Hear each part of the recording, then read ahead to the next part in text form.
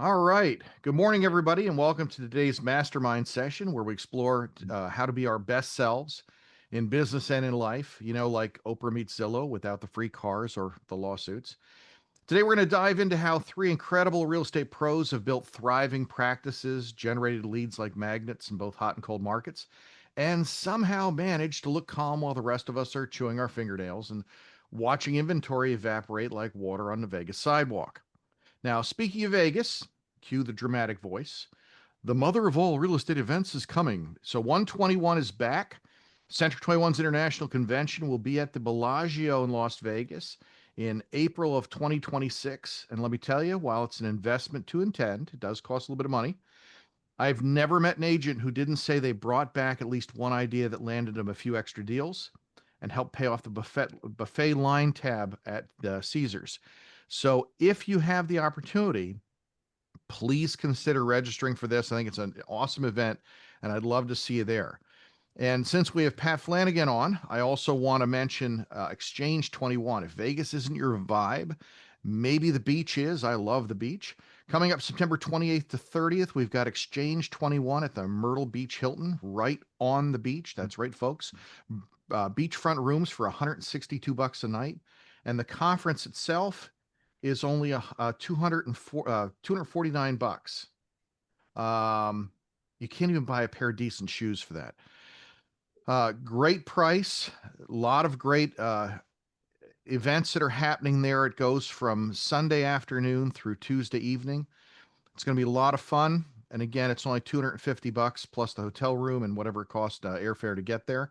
For those flying from the cheap airports in Wilmington or Allentown, getting to Myrtle Beach is like 60 bucks. So really worth doing.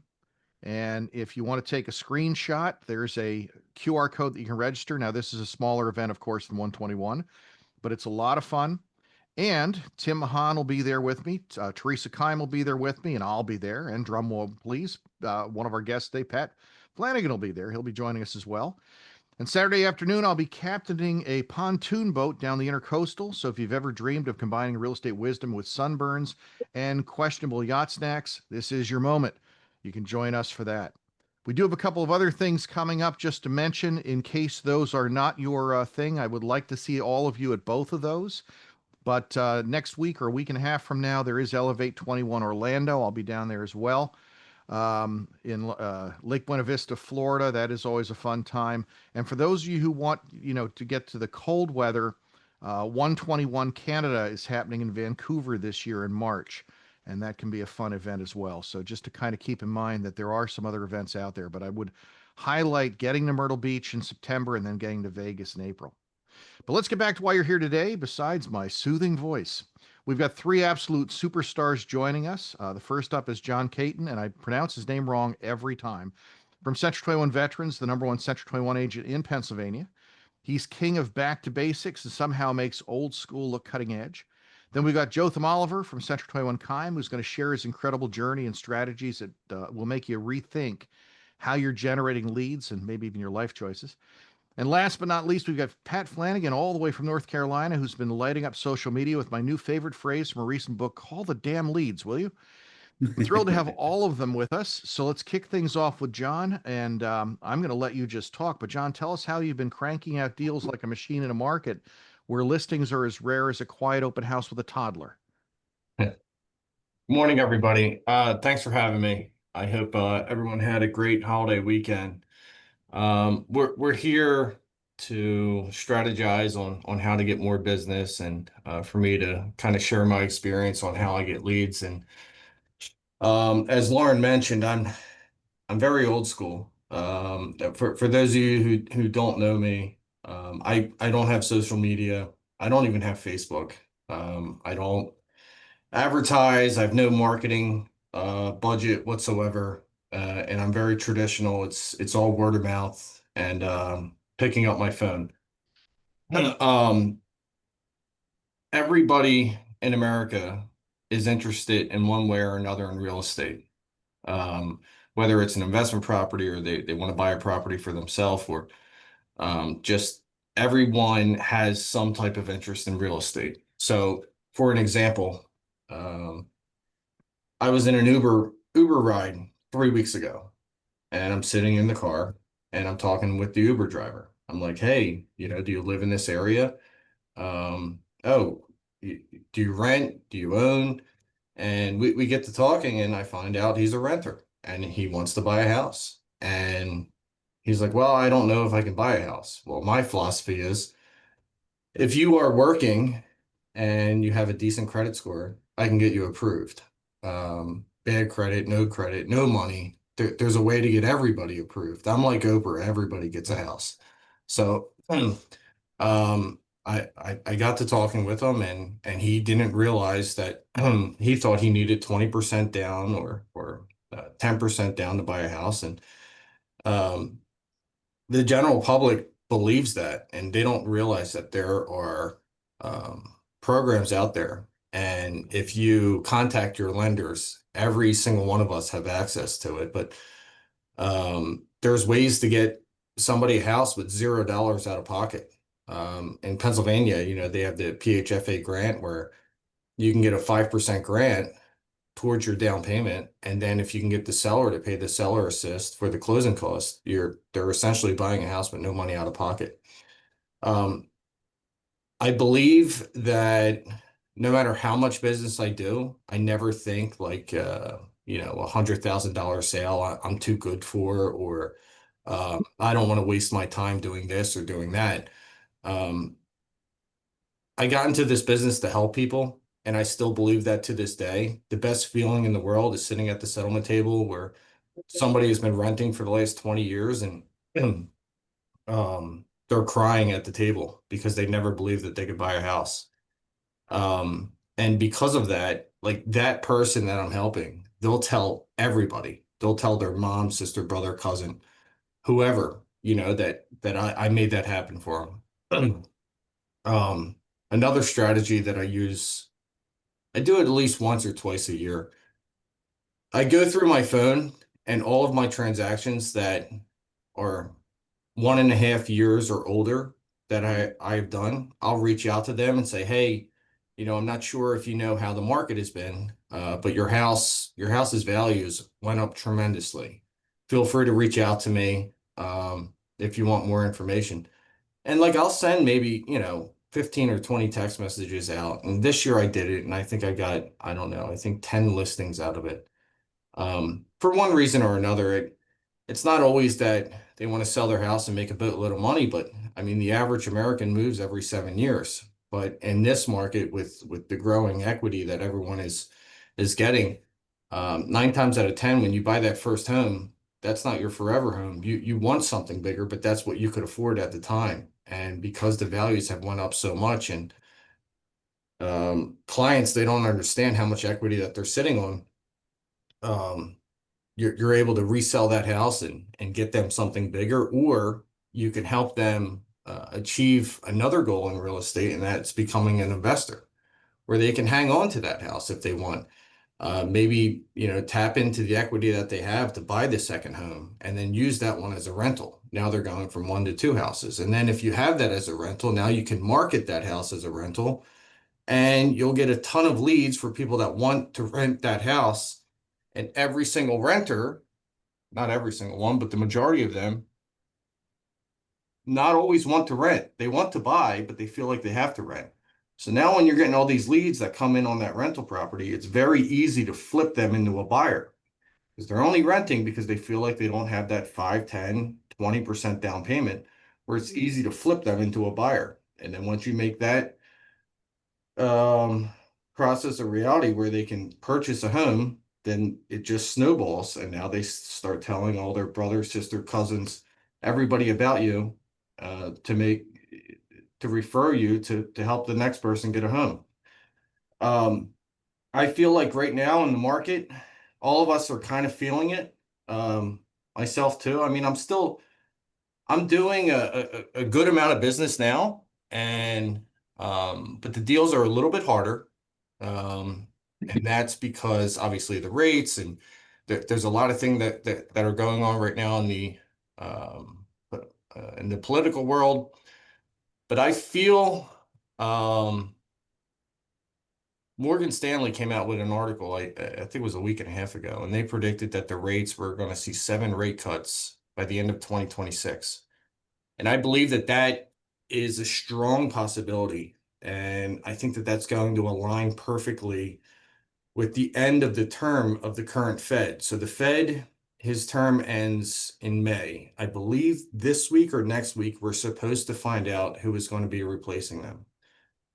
That person that is going to replace Powell as the Fed obviously is going to have something worked out with the political party that with the president, with an agreement to bring rates down.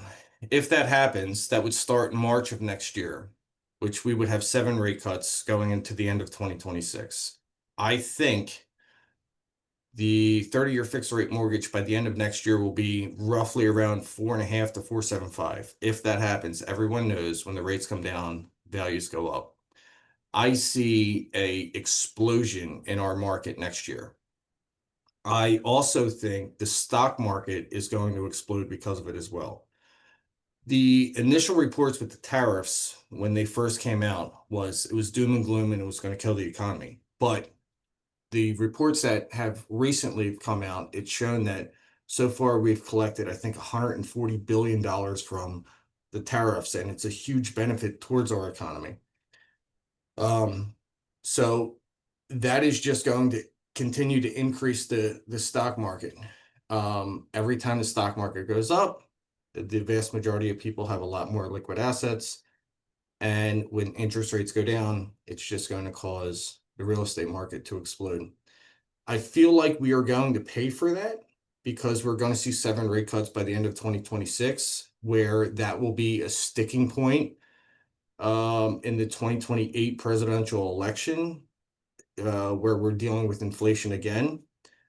But I believe if we can scratch and claw and get through between now and then, if we can convince our clients to purchase properties now, it will benefit them in the long run. And we have to lay out this plan that property values are going to significantly increase in 2026, which I'm a firm believer that it will. One of the reasons, or one of the ways that we can do that is the big, beautiful bill was just passed in Congress. In that bill, they brought back 100% bonus depreciation. The way that that benefits us, well, first off, we're all independent contractors, so we can use, if depending on the tax bracket we're in, whatever, we could purchase a vehicle over 6,000 pounds, and that's 100% write-off. But also, there's something that's called a cost segregation study. Cost segregation study benefits any real estate professionals. So the way it works is we could take 100% bonus depreciation in year number 1 for any investment property that we purchase. Normally, so if we purchase a property, let's say for $600,000, not just us, but we can share this with all of our investors. We can hire, and if you don't have somebody, feel free to reach out to me. You need to hire a specific engineer. The engineer will cost around $2,500 to do a cost segregation study on the investment property. He is going to make an itemized list of the property for anything that has a life expectancy of 15 years or less. That's going to be a roof, a kitchen, bathroom, flooring, so on and so forth. Normally, it comes out to be around 33% of the property. So on a $600,000 home, that's going to be a $200,000 deduction on your taxes in year 1. So let's say you have an investor, a contractor who owns investment properties, a builder who owns investment properties. Technically, they're considered a real estate professional if they're spending 20 hours or more a week on some type of real estate, and their income is $200,000. Now they have to pay on the $200,000, they have to pay Uncle Sam, let's say roughly $50,000 that they have to pay in taxes. Well, if they bought an investment property for $600,000 and did a cost segregation study, they're going to be able to write off $200,000. So now that brings their income to zero. So if they bought the investment property with putting 10% down That's 60,000. So now they could put 60,000 and own a property, or put 50,000 and give it to the IRS and have nothing to show for it. John, Because of this, can I throw yeah, something in there just because I don't sure. want anybody to be misled at all? So cost segregation is great, and I do have somebody also that does the same thing. One thing to keep in mind though, when they go to sell that investment property at some point in time, in the current tax structure, they're subject to a 25% recapture of that cost segregation when they sell it. But if they do a 1031 exchange, and I don't want to get into the weeds on this too much, but I want you to understand one quick thing. If you do a 1031 exchange and sell that investment property and buy a shore house or a mountain house or whatever, then you can roll that gain into something else and not pay it. But you do have to pay that back if you simply sell it in the future, that percentage of what you got, which at the current point is 25%. Sorry, go ahead, John. 25%, but over a 27 and a half year span. So if you hang on to it for the long haul, then you would be okay. Because the current structure right now for an investment property, if you own it, you can depreciate it over 27 and a half years. So you're basically taking all of that depreciation in year number one. And then if you sold it prior to that, it would be prorated off of that base. Um, so I think, again, just to recap, 2026 is going to be a phenomenal year. I think we could potentially see one rate cut because of the jobs report that just came out. I was optimistic we were going to see it at the end of July, but that percentage went down to only a 5% chance that they're going to cut rates now at the end of July. There's a good possibility we could see one possibly in September. If not, then it would be in November. Um, but the fall is the second best time of year to sell a home. So I feel like we are going to see a surge in the fall. And right now, you should never be content on where you're at. If you have, one deal that's closing next week and you're already counting that paycheck, whatever, don't worry about that. Continue to contact your potential clients, reach out to anybody in the neighborhood, do open houses, reach out to your sphere, everyone that you've sold a home to, reach out to them. Maybe if they don't want to sell, reach out to them, say, "Hey, happy 4th of July. I was thinking about you. I haven't talked to you in a while. I hope all is well. Your house value has went up." And if they say, "Oh, we're not really looking to sell," you say, "Well, keep me in mind. I'm always here to help if you need anything, any friends, family, whatever." And normally that sparks up something. If you reach out to 20 people like that, it's just a numbers game. You're going to get at least one or two clients. And never be content. No matter how many deals you have going on, you always want more. No matter what, you have to just keep grinding and keep going. Um, I think I've done in the last 5 years, I always do right around like 80 or 80 something transactions a year. And that's not to brag or like show off or anything like that. That's just, you just got to keep grinding and keep wanting more. Um, I hope I help somebody in this Zoom meeting today. If anybody has any questions for me, feel free to reach out. Lauren, do you have any other questions? No, a couple of comments though. It's funny when I started in real estate, the market, I thought I was smarter than I was because the market was going up, and then of course it tanked. And I had wrapped my entire family's income into this small real estate business at the time, and just about went under. So it's funny. I was standing on stage in Philadelphia as the number two agent at that point in time in Pennsylvania, and I didn't make any money. I was just trying to pay debt. But sometimes adversity, that need to be to actually pay something, will overcome it. You mentioned past clients, and up until 3 years ago, I shouldn't say that. Historically, most business does come from people that like and trust you, and referrals from them. Past clients, sphere of influence, social network, and all those people that you're connected with are people that are going to generate business for you if you maintain contact with them. It's about 67% historically. The last 3 years it's been down a little bit, but I think that's going to come back. And that's what you talked about. One of the things I preach a lot is, texting notes like, I noticed, I pulled up your house on Zillow. I couldn't believe the price. Do you want to discuss it? Something like that to try and rekindle that relationship and keep in front of them. And they don't have to sell a property, but they probably know 5 or 6 people who are planning on it in the next 60 days. So you want to be their best friend when they are ready to sell. And the other thing you mentioned was renters to buyers. I think I saw Michelle on this call today as well. Michelle's made a career out of advertising properties for rent and then talk to them about the fact that they can buy a house with very little out of pocket and actually own it for less than rent.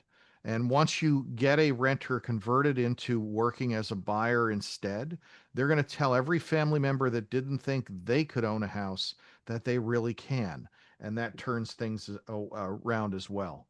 So, anything you want to add before I switch over to Jotham for a minute?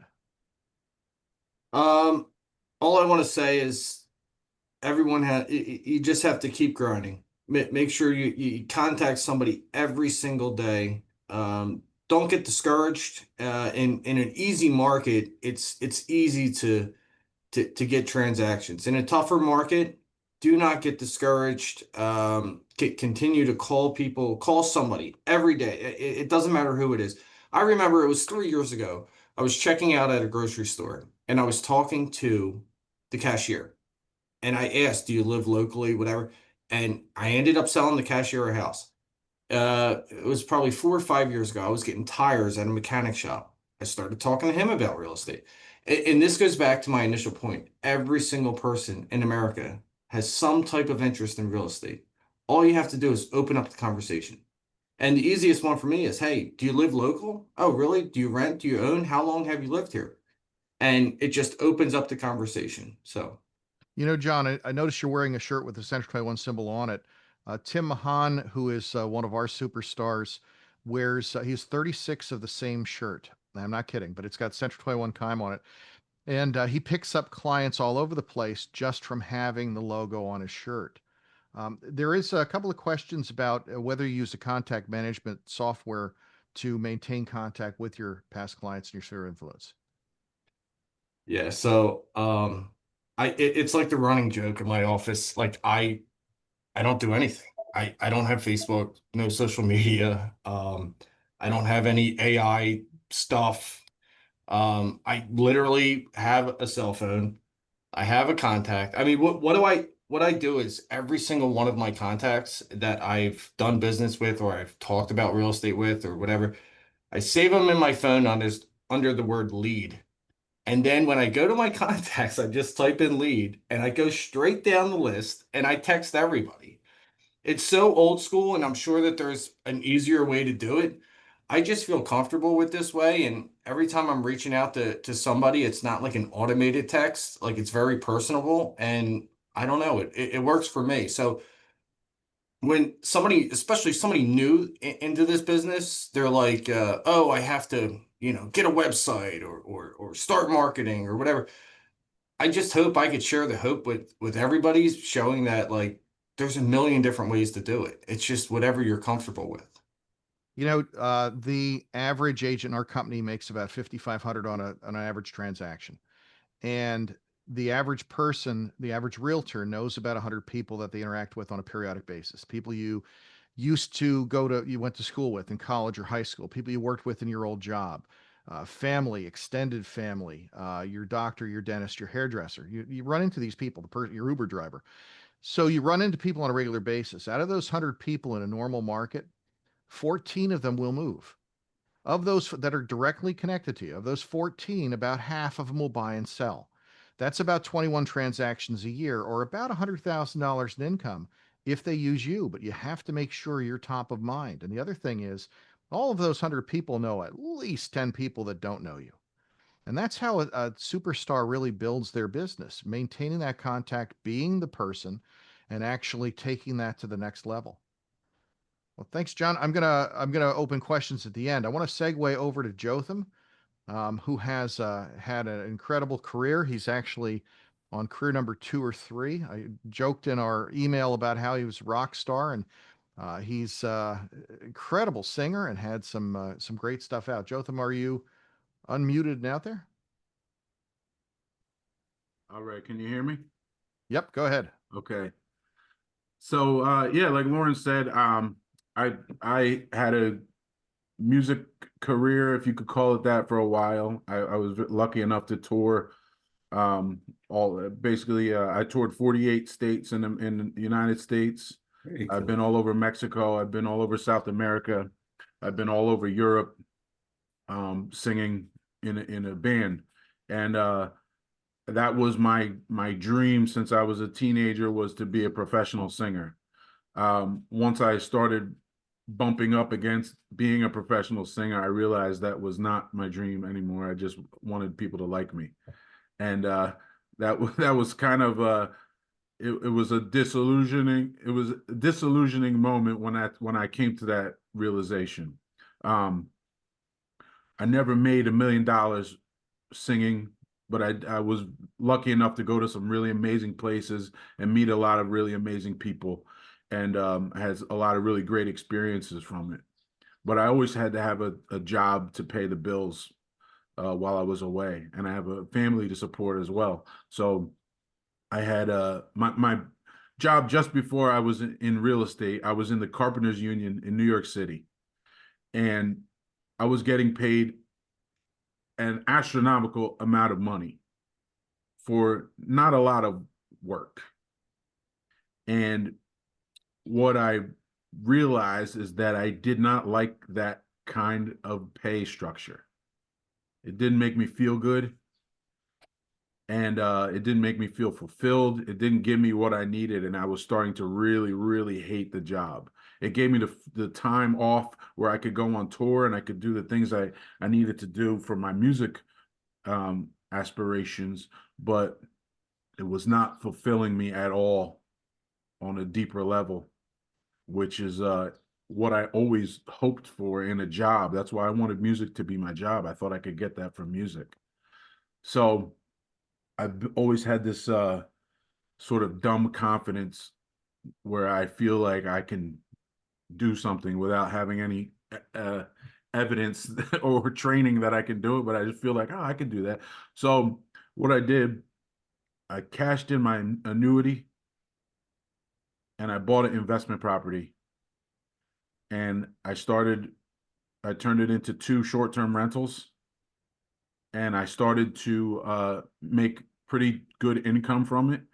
And I quit my job in the city, and I used that income from my short-term rentals to figure out how to be a real estate agent. I had a couple really great conversations with real estate agents, and the somebody told me, if you can have a meaningful conversation with somebody you just met, then you will be a good real estate agent. And I said, that's what I do. That's my favorite thing in the world, is to meet people and find out who they are, what makes them tick, where do they come from. That's my favorite thing. And the details that I remember, like John said, I'm not tech savvy at all. I'm not good with technology, especially something new that comes out, and I have to relearn a thing, and I didn't even know the last thing, and I have to relearn a new thing. Like, I'm not good with that. But what I am good with is remembering details about people's lives and people that I met. So I thought I could be a real estate agent, and so I gave it a shot, and it turned out to be the best job I've ever had in my life. And I absolutely love this job, and I am confident at this point that I'm going to do this until I'm not working anymore. Um, so one problem was that I was making, in my union job, including my benefit package, I was making over $100 an hour. So how do I fill that void financially that I was leaving, that was left behind from leaving my union job? How do I fill that? So I had to figure out how to be a good real estate agent as fast as possible. I'm a big reader. I love reading books and instructional books or philosophical books and things like that. So there's two books I want to mention that were tremendously helpful to me in my personal life. One is Atomic Habits by James Clear.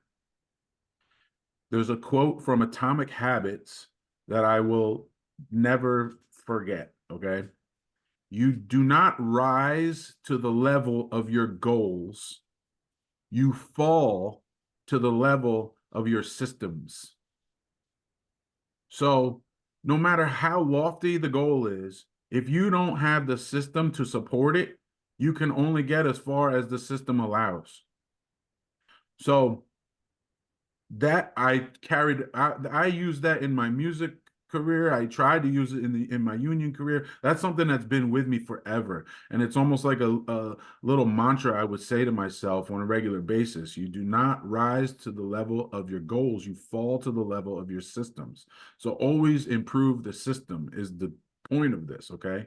Always improve the system. And it's never done. You never have a perfect system because the life is not static. Everything around you is in constant motion. Everything's in a constant state of change. So your system has to be able to adapt. You have to be able to dismantle it if you need to and put it back together from a solid foundation.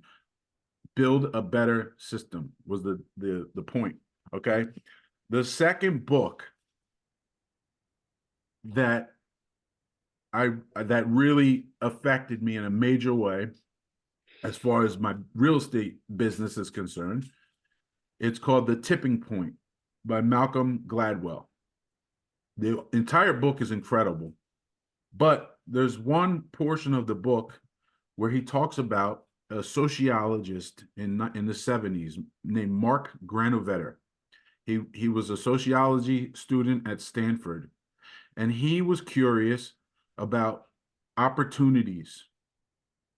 What gives people opportunities to get jobs? How do people, is there people with more privilege and more opportunity than other people? Okay. So what he did was interview a suburb in Boston called Newton. It's basically a city outside of Boston called Newton. And he interviewed people door to door.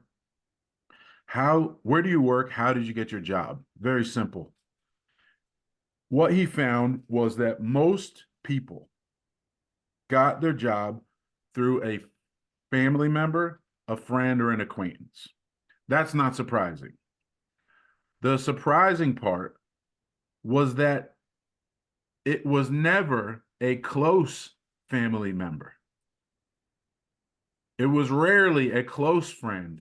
It was very rarely a close acquaintance. It was someone that they hardly ever spoke to. Over 75% of these people got the job that they make a living with, that they do every single day, from someone they don't know very well. So he felt there was an implication there. There was something bigger so he kept scratching at it and scratching at it. And eventually he developed a thesis and presented this at Stanford. And now he's very well known for this theory called the strength of weak ties. And you can Google this. There's people have gone much deeper than his initial study on this. The strength of weak ties. Okay. This is the gist of it. We all have a social circle. Your inner circle are the people you talk to on a daily basis. Your outer edges of the circle, people you rarely talk to.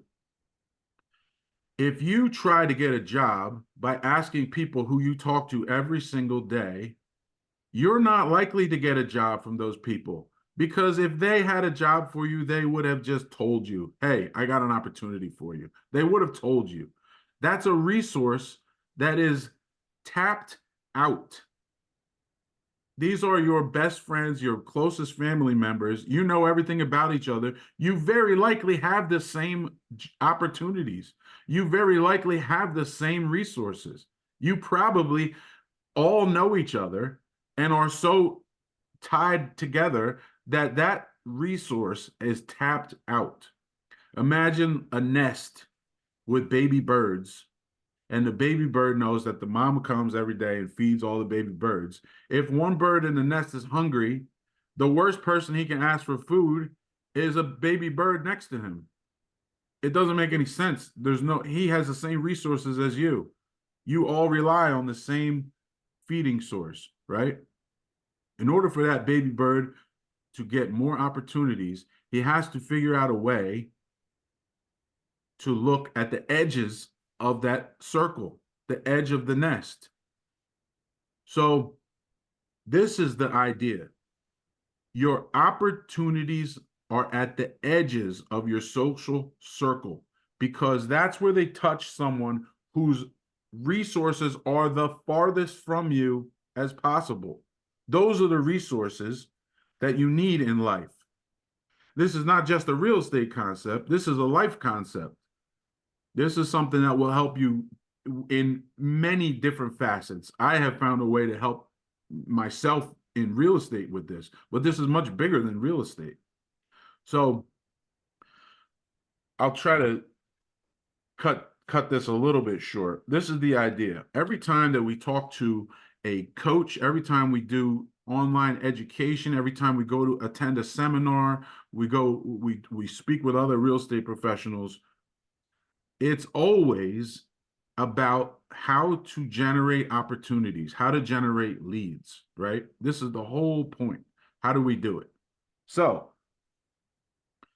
we all basically say the same thing about you have to be on the phone. You have to contact people. You have to cold call people. You have to stay in touch with former clients. These are like common sense things that should be in everyone's system. But this is a little slightly more, it has a little different tweak to it, okay? Consider the people that you're calling and how far they are from your inner circle. We all have this incredible resource in our pockets, a cell phone that probably has hundreds, if not thousands, of contacts in there. And you probably only speak to 20 people. If you're lucky, you speak to 20 people all the time. Okay. So when you're going through your contacts, the first thing that you should look for is people that you hardly ever talk to. Those are the first people because they're the furthest from your inner circle.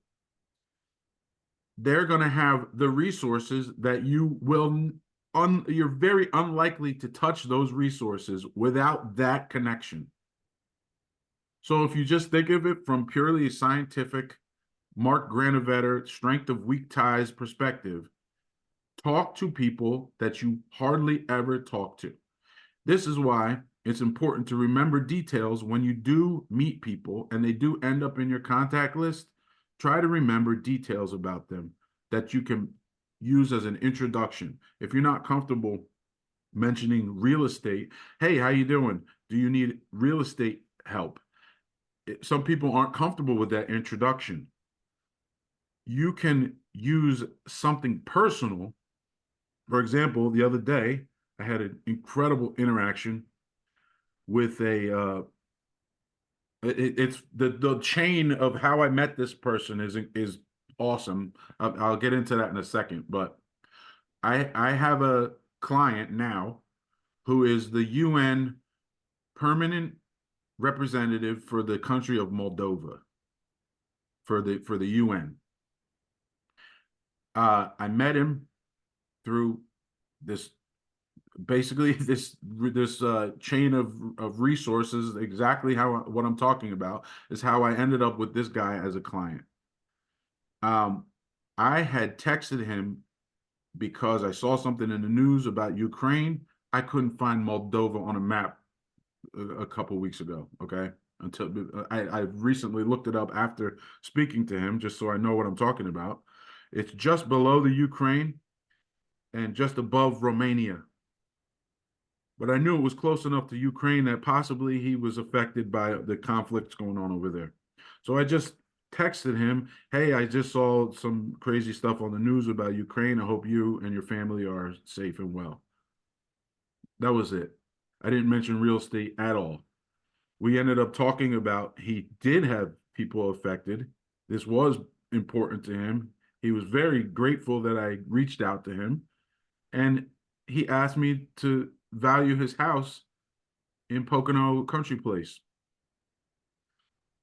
So I set a listing appointment. I went up there the next day, and now I have a client he has pictures with George Bush, senior, junior, Bill Clinton, Al Gore. He had pictures with Kofi Annan. I couldn't believe what I was seeing in this house in Pocono Country Place. It was mind blowing that this exists so close to where I live. It was awesome. So let me just get into how I met him. I have a client who in my first year in the business, I started in real estate in 2019, and Loren gave me a lead. It was for a bank foreclosure property, and the listing price, I believe, was $50,000. I think it was 50,000. I had a lead on a client. We ended up purchasing the property. Okay. I have counted last night because I was just curious as I was like preparing for this. I've done 23 transactions with that same client since that purchase. I've done 23 transactions buying and selling properties since that interaction on a $50,000 lead. So, like John said, don't ever be too good for a lead that's not a lot of money, because it can always lead to something bigger. It will lead to something bigger if you stay in contact with that person. So this client, who I started with a $50,000 property that he wanted to flip, built a house from the ground up in Pocono Country Place. Okay. It was a lakefront listing, beautiful house. We ended up selling it for $703,000, which to this day is still the highest priced home ever sold in Pocono Country Place. I went to check on the house one evening to see the progress as they were building it. I was in front of the house, and a couple was walking by, and they stopped and asked me about the house. I took down their information. I gave them my information. We stayed in touch. They own property in Pocono Country Place. They asked me one day if I could give them a tour of this brand new house, which I did. And they brought another couple with them who owns the house 2 doors down from this one, also a lakefront. I ended up listing 3 properties of that first couple and selling all 3 properties. And they have a 4th that I'm probably going to be listing in about a month. The couple that they brought with them to tour the house, I just listed their house. Actually, they signed a contract this morning. So their house is going to be up for sale by Friday. I'll have it up. That's a lakefront property. That buyer introduced me to the permanent representative of Moldova for the United Nations. This is a chain that I have kept in touch with every one of these people as a weak tie. I don't talk to them all the time. That would be a mistake. I keep them as a weak tie. But I have been able to generate all of these opportunities by keeping tabs on somebody loosely. Okay. And it very rarely do our conversations start with real estate. Very rarely. The idea is this: you have this incredible opportunity generator in your pocket. And if you think of it scientifically, you can use this thing to create opportunities. And the beauty of it is it's not just your opportunities. You can be someone else's opportunity. It works both ways. So it's not like a sleazy, just all the time salesman kind of thing where you're trying to just shove business down people's throats. This is a very, if you believe in karma, this is a beautiful thing for karma, because you are someone else's opportunity when you reach out to them. So that's the basic idea. There's other things I've used to kind of tie how I spend my time efficiently. I'm not going to get into that today, but for now, I would love it if everyone would look at just go on YouTube and research the strength of weak ties. Mark Granovetter, you can hear him speak about it, and you can hear other PhDs go way deeper because this I believe in fractals in life. Something that works on a small scale will always repeat itself on a large scale. There's always a pattern that repeats, and if your eyes are open to it, you'll see it. So look for Mark Granovetter's "The Strength of Weak Ties" on YouTube, and on you can Google his initial research paper. It's really incredible. And books, "Atomic Habits" by James Clear and "The Tipping Point" by Malcolm Gladwell. He has other books that are incredible too. David and Goliath is another very helpful book, and Outliers is a great book. That's like a classic, Malcolm Gladwell. But yeah, that's basically what I had to say. You know, it's funny. Malcolm Gladwell is somebody I like to read, but in one of his books, I don't remember if it's Tipping Point or Outliers, he talks about how realtors aren't worth what they're paid. So that was a little off. But other than that, um, and I do love the fact that you tied, 23 deals plus everything that you got in referrals to a $50,000 lead that most people would have thrown away. And like I said I, earlier, when John was talking, Michelle, as an example, has built a pretty successful practice out of rental leads, turning them into buyers, and then turning those buyers into families of buyers. So there's a lot of potential out there. Keep in mind, again, historically, 2/3 of our business comes from people that like and trust us or referrals from those people who like and trust us. But that doesn't mean there aren't other ways to generate business. And I'm going to turn this over to Pat, who is our final speaker, but an awesome guy to talk to. And I have no idea what he's going Oh, to say, but I would love to Loren. listen. Yeah, so I've known Loren for about, I don't know, probably about 5 years now, 4 or 5 years. Something like Actually, that. I Yeah. met I met Loren in CIN class. He didn't know that I met him, but that's where I first met him at, right? So yeah, so I'm Pat Finagan. I wear a couple different hats. Actually, own a firm. I'm in Charlotte, North Carolina right now in my office for the firm that I own here. I'm also the senior VP of commercial real estate, which is a big interaction with Loren for just about the entire state of North Carolina and part of South Carolina for our 9 offices that we have within our group of offices. And then, of course, I wear the hat that I am a real estate agent as well.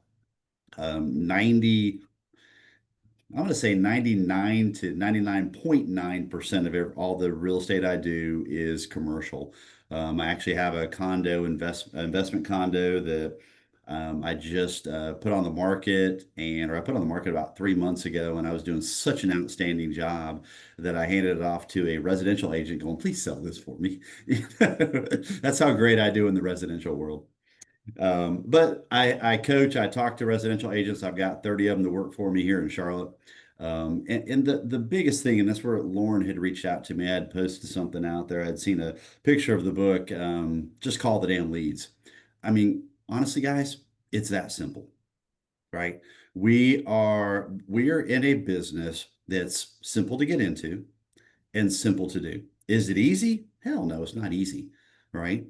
Is it simple? Yeah, it is. It's pretty simple. Just like what John and the other guys were talking about, is that it's basically just calling, just following up. It is that easy.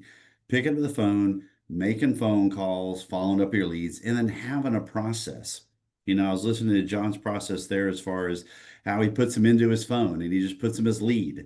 Honestly, and I talk about this with our agents all the time. It doesn't matter. Everybody's like, oh, what CRM do you use? And how do you do this? And oh, I need to spend $200 a month on, this CRM and that kind of stuff. No, you don't. Right? I don't know if are you guys using Moxie, Lauren? Yeah, we most of our agents use Moxie. There are a few that use Lofty. Okay, perfect. Yeah, and so the all our agents use Moxie, get our Moxie leads coming through there, and we get a lot of leads. Last year, in our 9 offices, we got. I just looked at it for our presentation we just did at the end of last month. In June to June, we got just about 200 leads coming through Moxie, coming through Lead Engine. And it's a great tool. There's no doubt. You want to talk about somebody that's there, they're actually clicking, giving you their information, and then following back up with them. That's all you got to do. Speed the lead, following back up with them.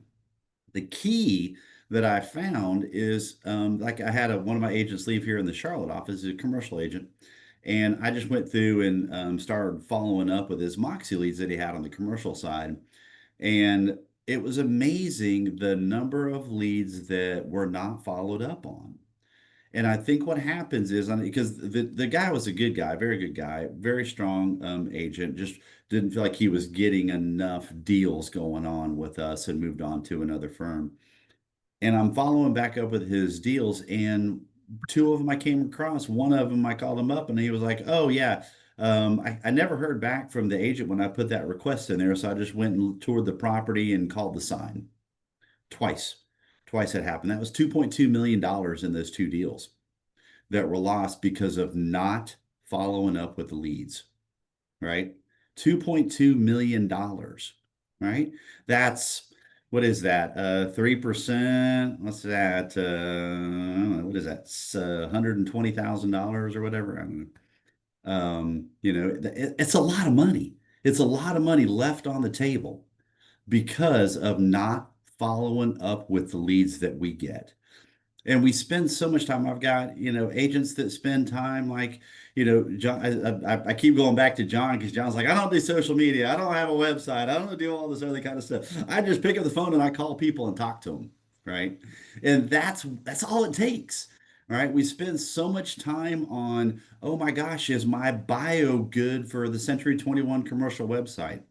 My bio was written 9 years ago by my broker in charge when I first started because I didn't know what to do. I never changed it.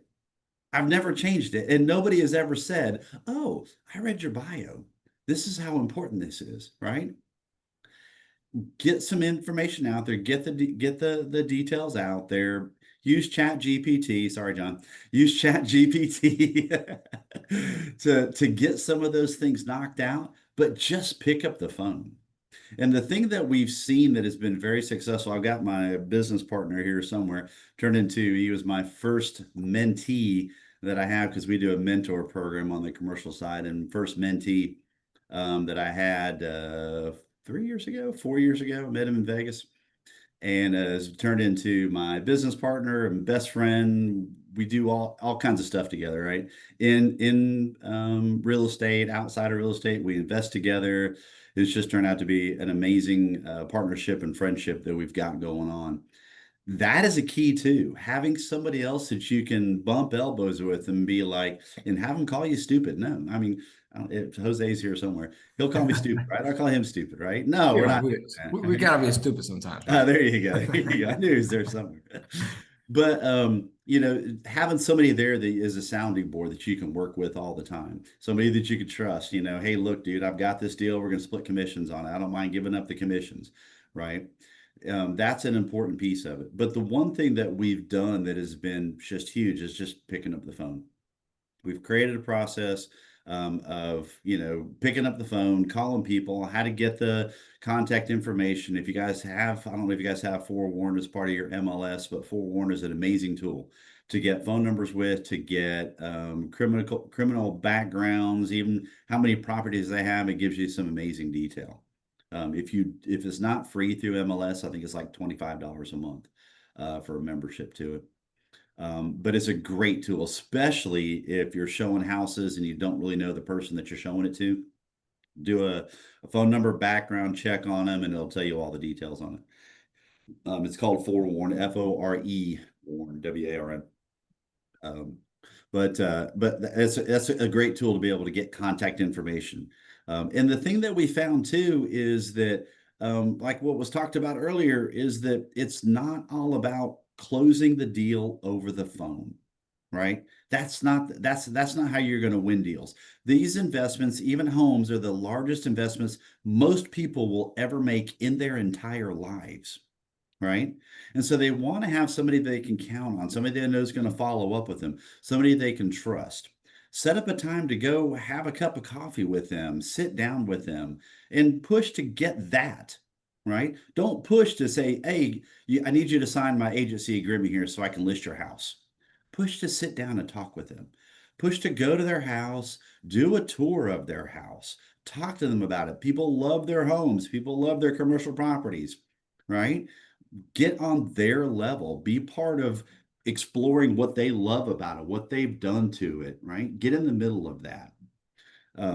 So follow up, follow up, follow up. Just call the leads all the time, and have a process.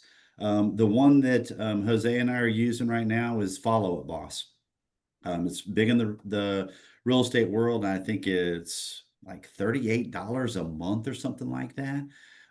It is an amazing tool. We use Moxie for loading our contacts into it, doing our drip campaigns, because it's all about touches, right? We get them on those drip campaigns. I was listening to somebody this morning on the way over to Charlotte. It was the Call Your Damn Leads.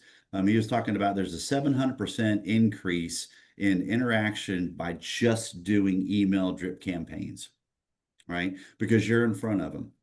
My undergraduate is marketing, and we learned back in the day, still learn now, that it's 6 touches, at least 6 touches before I can get Loren to buy a building from me. All right.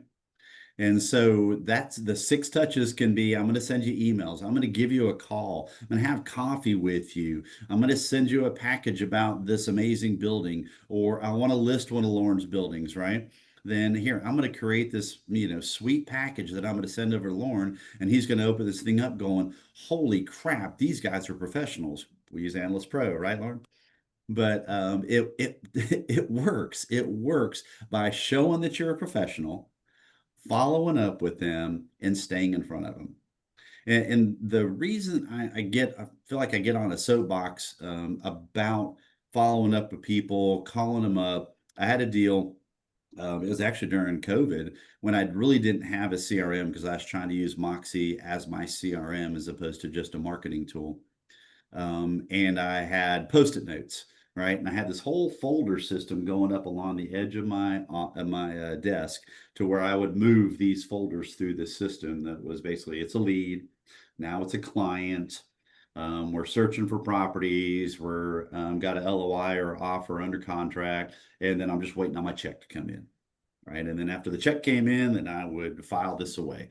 And my goal was to push them through this whole process right here. And I'd have Post-it notes and pieces of paper, and I was putting them in the folder. And I came up and I pulled up one of the folders, and I was like, there was a little, it's actually about this big, Post-it note on the back of it. And I was like, oh, damn, I forgot to call that lady back.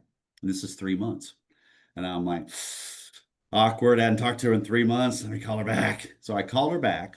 And she was like, you did such an amazing job telling me about commercial real estate and how to do this and how to buy this building and what I need to do, that she went over there and called the phone number on the sign and just closed the deal 2 weeks ago.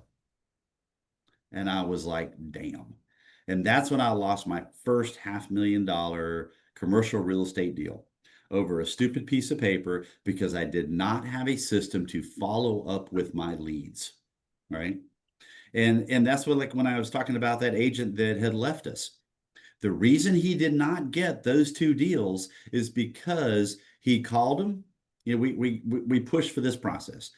We called them twice, right? Because first time you're going to get pushed to voicemail. You call a second time, they're going to be like, this isn't a spam call. They're calling me twice here. Let me answer this, right? And then a text message, right? Even if you connect, still follow it up with a text message. Give me your contact information. Thanks for taking my call, blah, blah, blah. Reconfirming here's when we're going to meet, right? Or when you're going to call again and that kind of stuff. And he probably went through that process, and he probably got nowhere with it, right? He sent the text message, didn't hear back, and those kind of fell to the wayside. And then he got other leads, right? And he's following up with them. But because he did not have a process to go back through and follow back up, I talked to them. I sent 2 phone calls, did a text message. What's my next step? Okay, I want to follow back up with them in 3 days. Okay. Oh, okay. I called, left text message. I want to follow up in 3 more days, right? It's about consistency. Sometimes we look at it like, oh my gosh, we're harassing them, right? We're over the top trying to get back up with them. From my standpoint, if I get somebody like I've got a guy that wants to put a new copier into my office here, this guy is following up, following up, following up, right? When I go with one, I'm probably going to go with him because I know that I'm going to get service out of him, right? I know that this is how he runs his business. This is how he runs his leads. This is his follow-up process. He is going to take care of me, right? And that's what our clients want to see. They want to see that we are going to take care of them. Again, I'll refer back to the commercial world. We get a lot of deals from people that are just like, if you will call me back, I'll be happy as hell to work with you. Right? It's that simple. Right? Again, is it easy? No, it's not. You know, some of the things we talked about were from earlier conversations were just, you know, the setting up times to call. How many calls do I make a day? Who do I call? What do I call? Great questions, right? Great questions. How do I figure out who to call? The residential side, circle prospecting. If you have a listing out there, call the neighbors. They're seeing your sign to begin with. They already know that you're in the neighborhood. Follow back up with them. Send them postcard. You know, we do these. You know, send them a postcard to the neighborhood. These things are cheap as hell to do. You spend $200 on your neighborhood, just letting them know that you're there. It's an easy process to do. Every door direct mail. They'll mail all that stuff for you for like 18 cents or something, maybe 25 cents now, right? Those things are really, really easy to do that we get so deep into the weeds of just getting the house listed, getting it staged, and doing the social media pieces of it, and getting real involved in this one house that we get. Like actually, Jose and I were talking this morning about, you know, the things that horses wear, the blinders, right? I've got this house, I've got this listing, and this is what I do, and I got to get this house done. That we miss that opportunity of talking to the neighbors, doing the open houses there, inviting the neighbors, right? The neighbors want to live next to people that they like. They are going to help you sell that house, right? And then you're going to generate buyers off of it. Make sure you have your sign out there and look good and that kind of stuff, of course, right? But circle prospecting, a great place to start calling. Hey, Loren, I've got 123 Banana Street for sale. I just want to let you know, if you know of anybody or if you want to come by, we're going to have an open house on Saturday. We'd love to see you over there. Come do a walk through the house and see what the neighbor has done, right? It doesn't have to be, oh my gosh, can I sell your house? Can I list your house? Right? And you know what's going to happen too? Is that if that person doesn't want to talk to you, they're just going to hang up. They're not going to reach through the phone and punch you in the throat or anything else like that. Right? It's going to be, they're going to hang up. And you know what you do? Yeah, just move on to the next one. Right? But as Loren says, the disclaimer, make sure you check the do not call list. Right? That's true. That's right. But just doing things like that, that's how you can grow your business. Be seen out there. Don't be the 007 agent where you're hiding in the weeds somewhere, just waiting. Where's my lead? Where's my lead? Where's my lead? You know, get out there, get in front of people, be like everybody else is talking about here. Get out there, meet people, talk to people. Go to the social events, wear your Century 21 shirt, wear your Century 21 badge, right? They're like $10 or something that online. So just be seen, don't be hidden, don't be a secret agent out there. And just please, please, please, don't let those leads go to the wayside. I guarantee you, you know, there's the 80-20 rule, right? 20% of the agents that are out there are busting ass right now. They do great. Whether we're in a great economy or a bad economy or a so-so, whatever, right? You know how much we look at the economy? About this much. What we look at is, do you need to buy a house? I am here for you. Do you need to sell? I am here for you. And how do I find you? How do I keep my name out there, even in the bad times, even in the good times? When I'm busy, I time block my day, get up, have a cup of coffee, sit at the table, and knock out social media, right? And social media is so easy because I don't know if you guys are using Brand Studio. You can knock out a social media post and it takes more time to log into 21 online than it actually does to create it, right? So be out there, be seen out there, and then follow other agents and comment on the other agents. Hey, great job on the open house. I'll pass this along to my clients, you know? So don't be scared of the agent next door. It was like the baby bird story, right? I thought he was going to go with, okay, throw the baby bird out of the nest. I was like trying to figure out where we were going with that.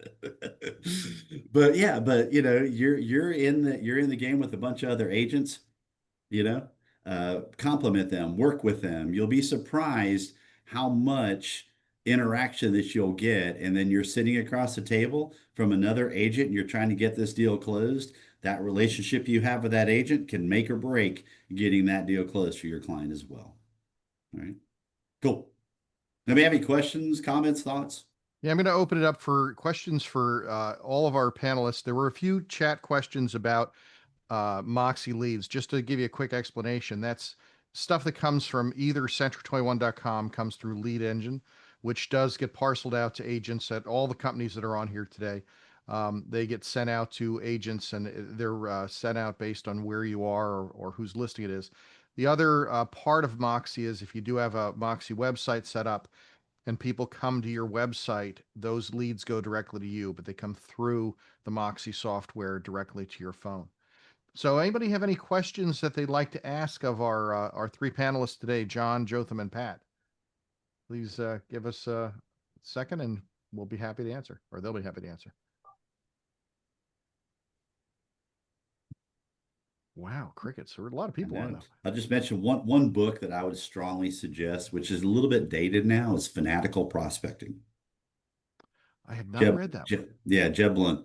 It's a great book. It is, like I say, it's a little bit dated as far as like the technology and things like that, but concept wise, how to follow up, how to time block your day, all those kind of pieces of it are in there. Great. We spend a lot of windshield time, book on tape. You can get through a ton of books just sitting in your car. Yeah, I agree. I have some perennials that I have on Audible that I listen to all the time. So Atomic Habits and Tipping Point, I listen to at least once a year. I listen to them on Audible. Yeah. And but there's just incredible content out there with podcasts and audiobooks that when you're driving in the car, it doesn't have to be wasted time, you know. Yeah. Jessica, definitely. So I'll send it to Loren. Or I don't know if I can reply back to all on that. I can send you a copy of the postcard that we did. I want to say I actually did this in Brand Studio, but I can double check and see. If you guys are not taking advantage of 21 Online with all the stuff out there, Brand Studio, the Moxie Engage, all those different applications out there, you're paying royalties and everything else for it. Ride the heck out of that brand. It's an amazing brand. There are a lot of tools. I Melanie like that. said, why don't we give each of you a chance to say what is one tip to generate business today that you might have? I'll go first. Yeah. Okay. One tip that you could do today to generate business for you is go out there and look at like Follow Up Boss or Zoho or one of these follow-up CRMs and subscribe to it and get working on that. You will be amazed on how quick your business will grow by just using a follow-up process, whether it is in your phone, marking them as leads. Jose, when he first started out, he was using, what was it again, Jose, Task Manager? I was using reminders from my iPhone. Yeah, reminders. You can create folders, stuff like that. But Follow Boss is good. Yeah. Follow a Boss, I say it's like $40 or $50 or something like that a month. That would be the number one thing that I would strongly suggest to start using as quick as possible, right? And that's how you're going to follow up. That's how you're going to stay in front of your clients. And when it's amazing, my first coach I ever had was basically, if you do something, something will happen and it will snowball.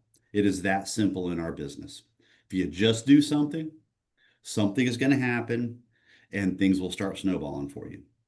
And it is, honest to God, the truth, and using a tool like Follow Up Boss is key. That snowball effect you'll be amazed about. Holy crap. Jotham, do you have one tip for generating business now? Yep.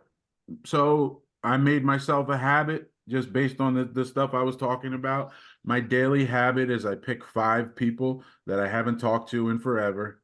I go through my contacts and I just randomly scroll, pick 5 people you haven't talked to in a very long time, and just say, how have you been? That's it. Just put it out there. How have you been? Haven't talked to you in a while. Like you said, 14 people out of 100 people need a real estate agent.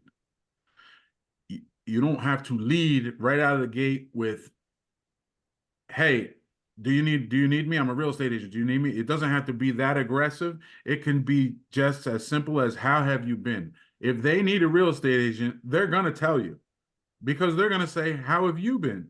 And then you say, I'm doing great. I'm selling real estate. Business is good. My family's great, blah, blah, blah. You just throw it out there. I'm a real estate agent. If they need you, they're going to let you know. You just have to put your foot in the door first. How you been? And if it's somebody you barely ever talk to, if there's more of a likelihood of an opportunity to be generated. The farther they are from your inner circle, the more likely there's an opportunity to be generated. So I do that as a daily habit. Every single lead that I have has been created that way. Every single one. But it's I would been say so every long lead since I've ever gotten has been created that way. it's been so long since I talked to them. Aren't they going to be mad? Aren't they going to be upset? What do I say? See, we all have this human nature is predictable. We all have a need, a desire, I would say. It's probably not a need, but it's a desire to be liked. Yes. If I say, how have you been? And this person says, I'm doing great. How have you been?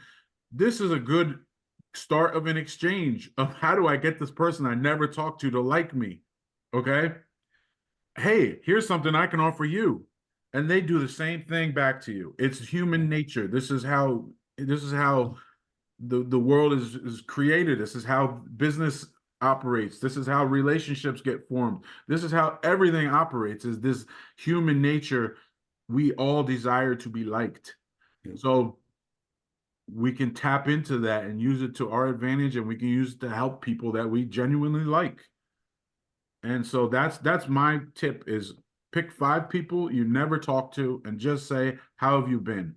Eventually, one of them, the conversation is going to come around to what they need. And if you can help them with something they need, boom, opportunity generated. There you go. That's great. John? All right. So every single person in this meeting should get business today just off of this information alone. Like I mentioned before, everyone has to keep up, or at least I do, and I recommend everybody keep up with the news and the economy and what changes on a daily basis. Like I brought up the fact that the big beautiful bill passed, right? So go ahead and do your own research on it, figure out the pros and cons and all that stuff on how it would benefit you and your clients. But one of the biggest things is the 100% bonus depreciation. So write this down, the cost segregation study. Do your own research on it. If you want more information, contact me or Loren. Loren sounds like he knows about it as well. But reach out to every single one of your investors. Tell them how much money you're going to be saving them in taxes. If they pay taxes, they have nothing to show for it. If you research what is the biggest tax savings in the big beautiful bill, it's the cost segregation study. That's how the rich stay rich. They figure out ways not to pay taxes. And this is one of the biggest ways that they can save money. Every single one of us here should have a list of investors. If you're new to real estate and you don't have investors, you can simply go on Zillow and see who's doing for rent by owner, and they're renting their own houses. Those people, more than likely, obviously they have one rental property, if not multiple rental properties. Contact them and say, hey, I'm here to inform you how I can save you money on your taxes this year. That's just one. The second thing is you always want to sell the sense of urgency. Why should we buy right now? Why should we sell right now? There should be a specific reason why you're doing it right now. One of those reasons why you should buy right now is what I mentioned earlier. Bring up the Morgan Stanley article that came out a week and a half ago. 7 rate cuts by the end of 2026. Meaning if you buy a property now, by the end of 2026, if that theory is true, you could be sitting on anywhere from 15 to 20% more in equity than you currently are when you're purchasing the home now. It's a no-brainer. If I told you that you're going to make $100,000 from now until the end of 2026 by doing nothing, what would you say? You would say, yeah, obviously I'll do it. Reach out to your sphere, reach out to the investors, reach out, like a few of the other people on the panel said, call 5 people, call whoever. My suggestion is contact your investors. Contact your investors. Let them know about the cost segregation study because that is new. That is something that just passed on 4th of July. It was signed into law. That will 1,000% sure generate you some type of business today. Sounds great. Well, I want to thank all of you. Let me see if I can go back to my screen here. I don't know if this will work or not. All right. I want to thank all of you for participating in this. Lots of great information today on the cost segregation thing, by the way. I do think that that'll generate a lot of business. And if rates do come down, which I'm hoping they do, we've been talking about this for 2 years though, but hopefully they'll come down. People can always refinance at the lower rate. And of course, they're locking in today's price, which is something that everybody wants to do. And I think that brings us to the end of today's mastermind session. And if you didn't walk away with at least 3 lead generating ideas and 1 new favorite panelist, we're even paying attention. I want to do a huge thank you to our real estate rock stars, John Katein, the Back to Basics boss, Jotham Oliver, whose insights were deeper than a buyer's agent's regret after waiving inspections, and Pat Finagan, who reminds us all to call the damn leads, which I plan to have tattooed somewhere tasteful if it closes me one more deal. Now, don't forget, we've got Exchange 21 coming up in Myrtle Beach this September. It's on the beach, it's affordable, and if nothing else, come for the free breeze and my questionable pontoon boat driving skills. And of course, 121 in Vegas next April, because what happens in Vegas ends up on your social media story under closed another deal. And thanks again for being here. I want you to go out and be your best self, call your leads, follow up like a champ, make calls to everybody that you haven't talked to in a long time. And if all else fails, blame the Z estimate. That's what we do. I'd like to see you all soon, and I hope to see you in Myrtle Beach or Vegas, or preferably both. Thanks again. Have a great day, everybody. It literally just ended right now. Really? Yeah.